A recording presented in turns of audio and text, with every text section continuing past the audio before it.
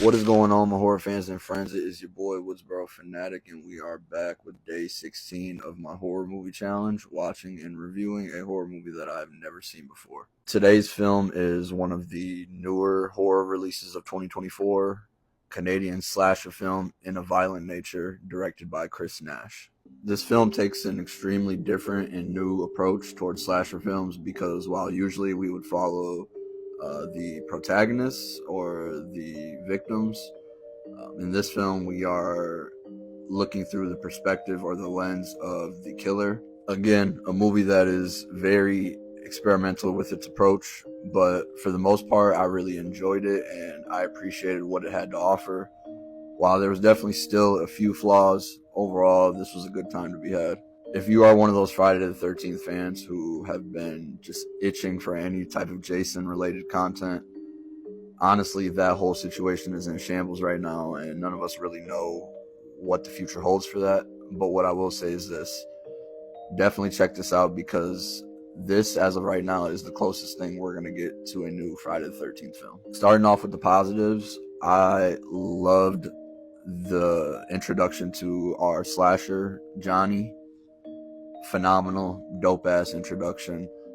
Very ominous, but just sets the tone right away.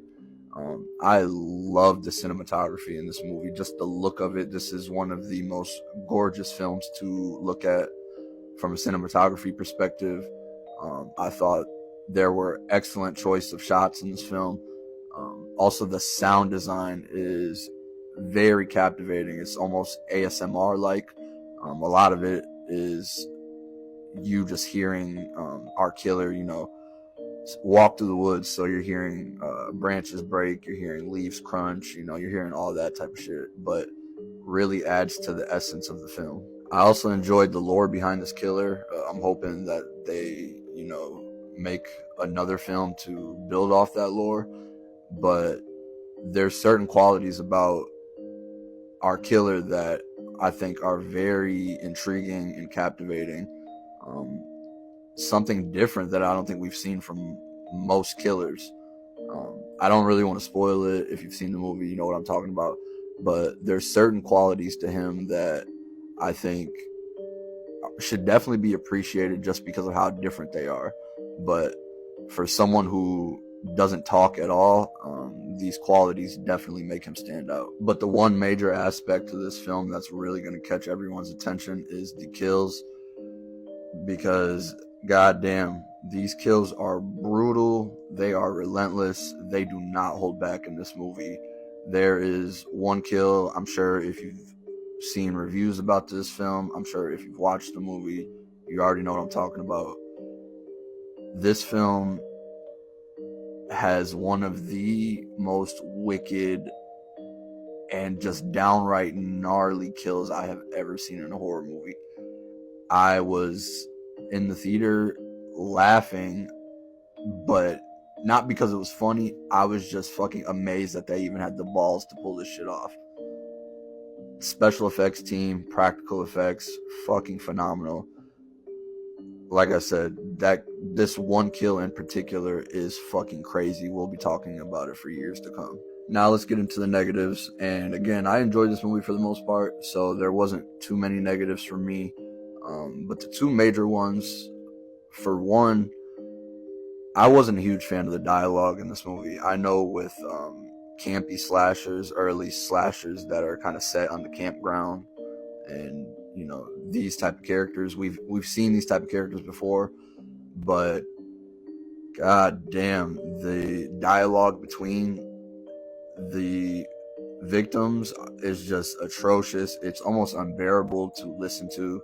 They're not really on screen very much. They don't get much of the screen time. You're more of just hearing the dialogue in the back, but god, it is just dreadful. It is nothing but sex talk.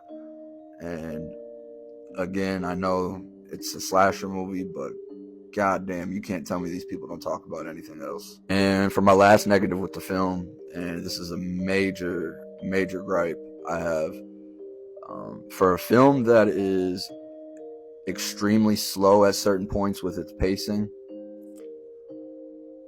I don't think scratch that.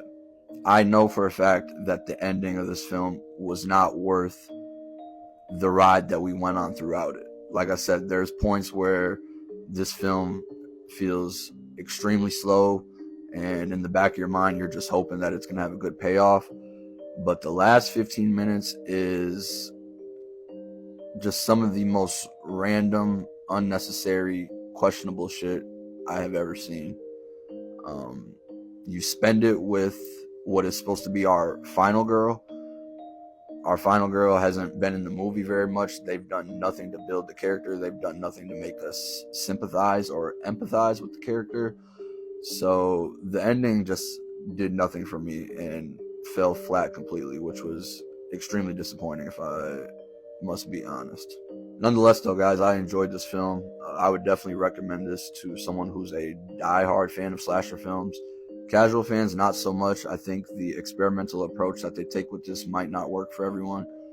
But this is coming to Shudder very soon. So, again, if this sounds like something that might pique your interest, definitely give it a watch.